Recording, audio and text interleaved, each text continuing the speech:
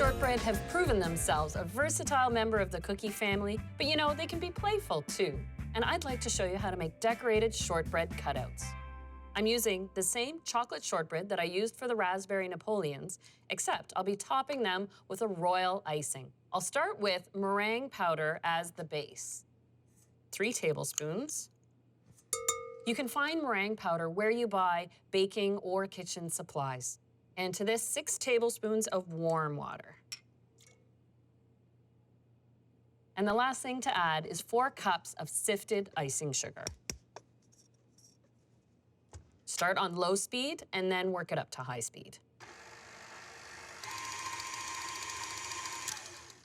The style of decorating I'd like to do on these cookies is called a flood style, where you can cover the complete surface of the cookie.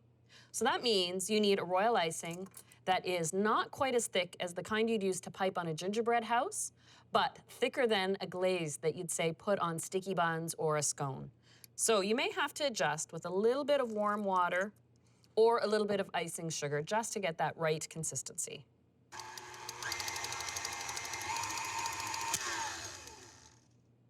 There we go. Now I can tell it's just right because as soon as I stop the mixer, you watch the royal icing collapse, and that's exactly what you want it to do on top of the cookie.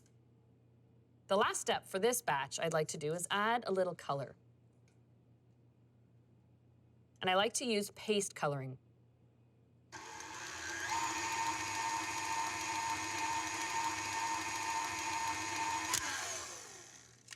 And last, before I start decorating, using a triangle cut out of parchment paper, I create parchment paper cones to put all the icings into. And I'm ready to spoon in the royal.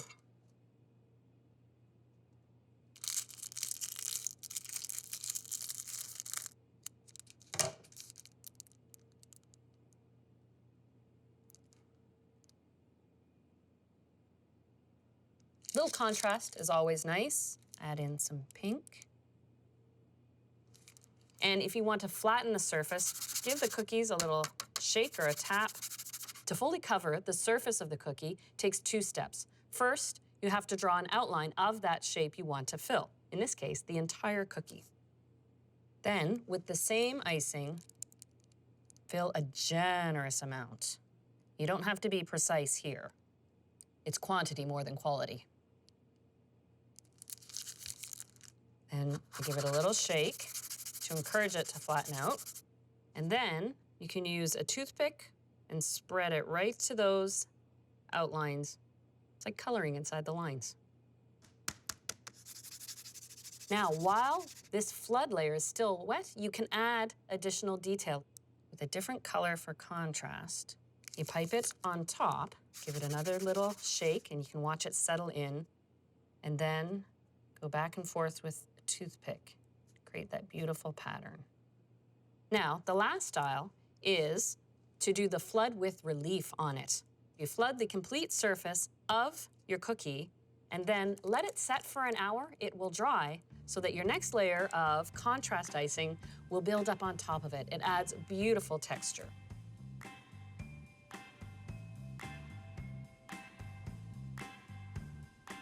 Remember, practice makes perfect. And if you want to hide any cookies you're not pleased with, well, you can eat the evidence. So have fun, play, and now that you've seen how much you can do with shortbread, from simple to elegant, you can take these lessons to your own kitchen to bake and enjoy.